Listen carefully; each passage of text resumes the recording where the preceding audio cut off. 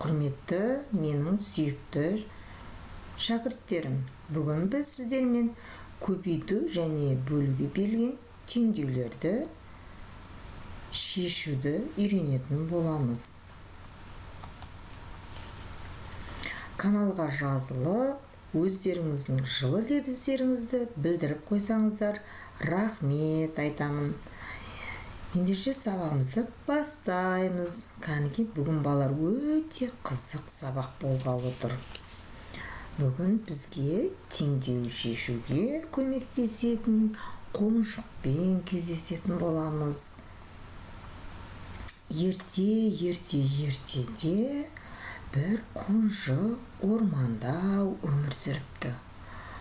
Ол балды өте қатты жақсы көреді екен. Бір күні ормандағы араларды санап, қанша ара ұясы бар екенін білгісі келді. Барлығы 15 ара және әр ұяда 5 арадан бар екенін біліп алды. Енді қанша ара ұясы бар екенін білу үшін ол теңдеу құрып есептеді. Ара ұясын X деп белгіледі. Қараңдаршы балалар, экранда араның ұясын көріп тұрмыз. Ара ұясын X деп белгіледі. Яғни ол белгісіз сан. Барлық арамыз 15. Әр ұяда 5 арадан бар екен. Сонда бізге қанша ара ұясы керек екенін табайық.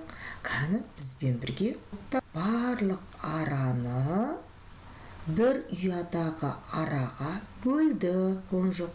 Сол кезде араның ұясы 3 болып шықты. Міне балалар, қонжықта бізбен бірге есеп шығаруға көмектесіп жатыр балалар. Қараңдаршы, қонжық қандай тапқыр екен. Енді балалар, біз осыны қалай жазамыз? Келесі жарайсың қонжық, бізге сондай теңдеу үйреткеніңізге риза болып отырмыз, балалар, солай ма? Ал енді келесі қонжықтың тапсырмасын орындайтын боламыз. X көбейту 5 тең 15, яғни X ол белгісіз сан. Сол белгісіз санды табу үшін біз теңдеу құрдық. Теңдеу арқылы осы белгісіз санды табатын боламыз. Ол үшін X, міне балалар, қонжық тағы да жүгіріп келді. Біз сол үшін қателеспеуіміз керек. Жарай ма? X тең 15 көбейтіндінің мәні. Оны белгілі көбейткішке бөлеміз. X тең 3 деп жазамыз. Жарайсыңдар балалар. Қонжық біздің шығарған теңдеуіміз дұрыс па? Сен қалай ойлайсың? Кәні ол үшін тексеріп көрейік. Астын сызып тексереміз. Тексеру деп жазып қояйық. Кәні Т және У деп белгілейміз. X-тің орнында балалар бізде 3 саны шықты. Міне 3 сан. Осы 3 санды мына X-тің орнына апарып жаза қояйық. Кәні 3 көбейту 3-тен кейін тұр балалар, көбейту, одан кейін 5 тұр. Әдемілеп дәптерімізге жазам. 3 пен 5-тің көбейтіндісінің мәні қанша болады? 15. Жарайсыңдар балалар, сендер өте ақылды балалар екенсіңдер. 15. Солай ма қонжық? Менің оқушыларым сондай ақылды екен.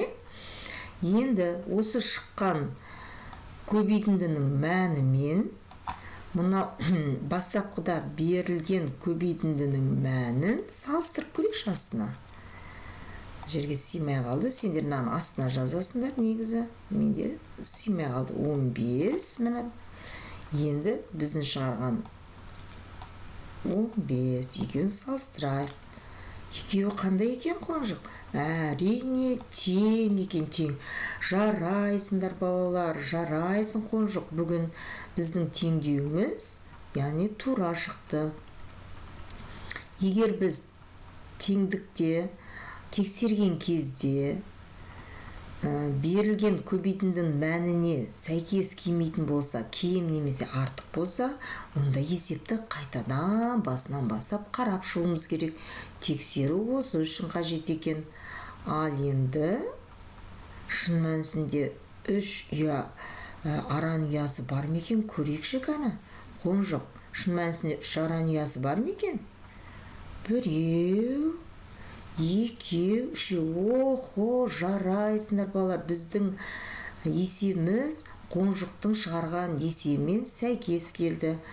Яғни біз қонжықты бүгін риза қылдық, балалар. Келесі экранға қараймыз.